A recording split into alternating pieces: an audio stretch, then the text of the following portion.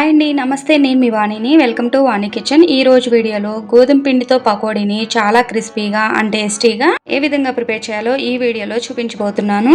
ఇప్పుడు లేట్ చేయకుండా ఈ గోధుమ పిండి పకోడీని ప్రిపేర్ చేయడం కోసం ముందుగా ఒక మిక్సింగ్ బౌల్ తీసుకొని అందులోకి సన్నగా కట్ చేసుకున్న ఆనియన్స్ వేసుకోవాలి. ఒక 2 పచ్చిమిర్చిని చిన్నగా కట్ చేసుకొని వేసుకోవాలి.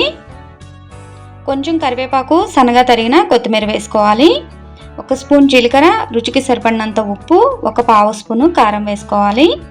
ఈ ఆనియన్స్, ఉప్పు, కారం అంతా కలిసే విధంగా బాగా కలుపుకోవాలి.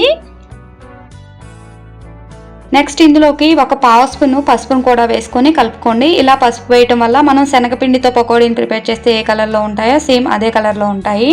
ఇలా ఆనియన్స్ మొత్తాన్ని చేత్తోనే నలుపుకుంటూ ఇలా సపరేట్ చేసుకోవాలి. నెక్స్ట్ ఇందులోకి 1 కప్పు గోధుమ పిండిని వేసుకోవాలి. 1 పావు కప్పు బియ్యం పిండిని వేసుకోవాలి. ఇలా బియ్యం పిండిని వేసుకోవడం వల్ల గోధుమ పిండి పకోడీ క్రిస్పీగా ఉంటాయి. గోధుమ పిండి, బియ్యం పిండి ఇలా ఆనియన్స్లో కలిసే విధంగా బాగా కలుపుకోవాలి. ఇందులోకి కొంచెం వాటర్ని యాడ్ చేసుకుంటూ పిండి మొత్తాన్ని బాగా కలుపుకోవాలి. వాటర్ని ఒకేసారి వేసుకోవద్దండి, అలా వేస్తే పిండి లూజ్ అయిపోతుంది. పిండి లూజ్ అయితే కనుక ఆయిల్ ఎక్కువ పీల్చేస్తాయి. ఇలా వీడియోలో చూపించిన విధంగా పిండి మొత్తాన్ని బాగా కలుపుకోవాలి.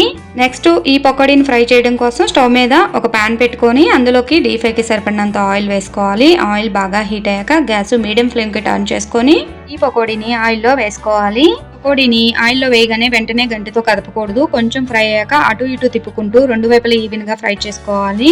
ఈ పకోడీని మీరు క్రిస్పీగా ప్రిపేర్ చేసుకోవాలంటే కనుక పిండిని పలచగా వేసుకోండి. అదే మెత్తగా ప్రిపేర్ చేసుకోవాలనుకుంటే పిండిని కొంచెం ఎక్కువ వేసుకుంటే కనుక మెత్తగా ఉంటాయి.